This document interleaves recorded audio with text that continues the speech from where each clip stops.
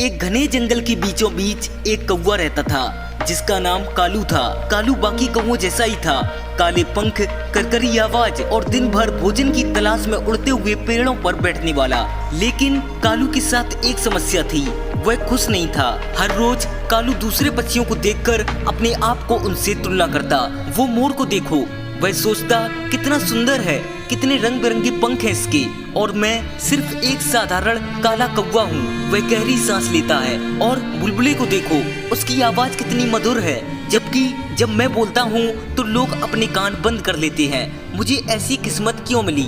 दिन पर दिन कालू की नाखुशी बढ़ती जा रही थी। वह अब अपनी जिंदगी का आनंद लेना भूल चुका था और ज्यादातर समय अपने हालातों पर दुखी रहता था। उसके पंखों में थकान नहीं बल्कि असंतोष का बोझ महसूस होने लगा। एक दिन जब वह एक तालाब के ऊपर से उड़ रहा था तो उसने पानी में एक हंस को बड़ी शांति से तैरते देखा। उसके सफेद पंख सूरज की रोशनी में चमक रहे थे और उसकी चाल हवा जितनी कोमल थी। हंस की इस सुंदरता से वो फैसला करते हुए कालू हंस के पास गया और उससे पूछा, प्रिय हंस, तुम तो जरूर दुनिया के सबसे खुशी पक्षी होगे।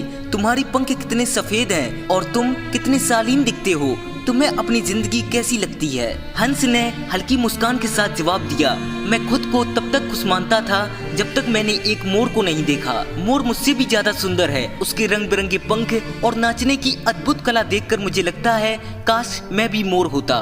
कालू का दिल डूब सा गया। इतना सुंदर हंस भी संतुष्ट नहीं था, लेकिन कालू अभी हार मानने को तैयार नहीं था। उसने सोचा, मुझे उस मोर से मिलना होगा और उसकी खुशी का राज जानना होगा। कई दिनों की उड़ान के बाद कालू एक चिड़ियाघर पहुंचा, जहां उसने एक मोर को देखा जो लोगों की भीड़ से घिरा हुआ था। लोग उसकी रंगीन पंखों की सुंदरता को निहार रहे थे। मोर ने जैसे ही अपने पंख फैलाकर नृत्य किया, लोग तालियां बजाने लगे।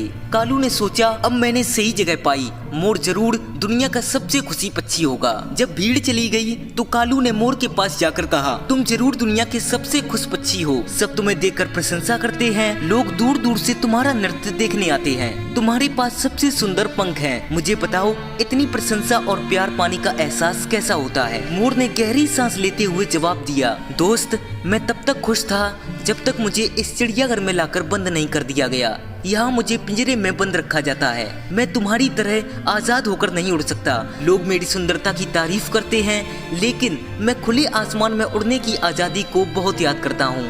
अगर मुझे किसी और पक्षी की तरह जीने का मौका मिलता तो मैं तुम्हारे जैसा कौवा बनना पसंद करता, जो बिना किसी बंदिश के उड़ सकता है। कालू हैरान था। उसने कभी भी नहीं सोचा था कि मोर, जिसकी सुंदरता और प्रशंसा से वह इतना प्रभावित था, उसकी आजादी के लिए तरस रहा था। उसी पल कालू को यह समझ आया कि हर पक्षी, चाहे वह कितना भी सुंदर या प्रशंसनीय क्यों ना हो, अपनी खुद की समस्याओं और इच्छाओं से जूझता है।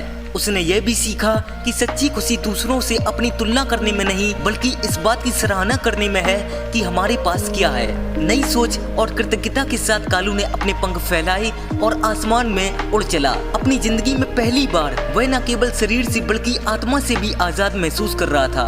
अब वह किसी से तुलना करने या खुद को कम समझने का बोझ नहीं उठा रहा था। इसके बजाय उसने अपनी जिंदगी को पूरी तरह से स्वीकार कर लिया, यह जानकर कि सच्ची खुशी अपने भीतर से ही आती है। उस दिन के बाद कालू ने दूसरे पक्षियों से अपनी तुलना करना बंद कर दिया।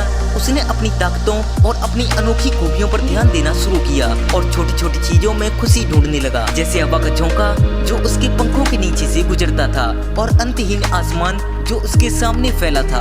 और जैसे जैसे वह ऊंचा उड़ता गया, उसने महसूस किया कि सच्ची खुशी सबसे सुंदर या सबसे प्रशंसित होने में नहीं बल्कि खुद के साथ संतुष्ट होने में है। तो दोस्तों, कालू की कहानी हमें जीवन का एक महत्वपूर्ण सबक सिखाती है। खुशी तुलना में नहीं है, ना ही यह इस बात से निर्धारित होती है कि हमारे पास क्या नहीं है। असली खुशी इस बात की सराहना करने में है कि हमारे पास क्या है और अपनी अनोखी विशेषताओं का सम्मान करने में है। जैसे कालू ने सीखा, हम भी अक्सर दूसरों की जिंदगी देखकर उनकी चीजों को चाहने लगते हैं, लेकिन हम भूल जाते हैं कि हमारे पास अपनी अनोखी आशीर्वाद है। सच्ची आजादी और खुशी तभी मिलती है जब हम खुद की पहचान को स्वीकार करते हैं और तुलना करना छोड़ देते हैं।